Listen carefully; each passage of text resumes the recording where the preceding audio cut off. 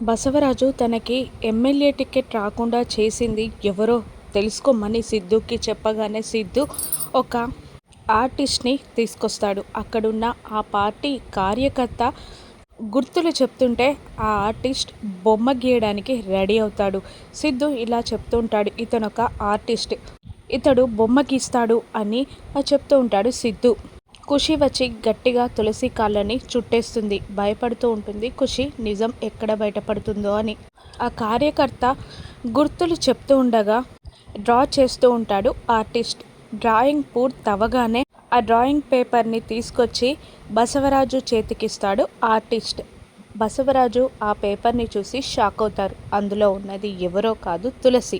ఇంట్లో వాళ్ళందరూ ఆ పేపర్ని చూసి షాక్ అవుతుండగా సిద్ధు కూడా ఆ డ్రాయింగ్ ఉన్న పేపర్ని తీసుకుంటాడు. సిద్ధు అందులో తులసి ఫోటో ఉండడంతో షాక్ అవుతాడు.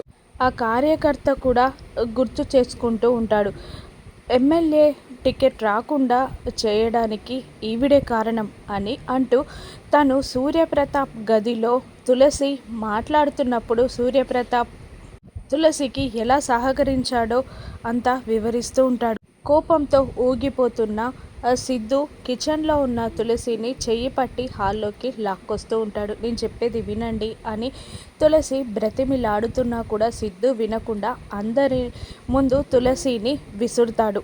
ఇప్పుడు తులసి విషయంలో సిద్ధు తీసుకునే నిర్ణయం ఏంటి? తులసిని ఇంటి నుండి గెంటేస్తారా? రాను ఎపిసోడ్స్లో చూద్దాం. Thank you for watching.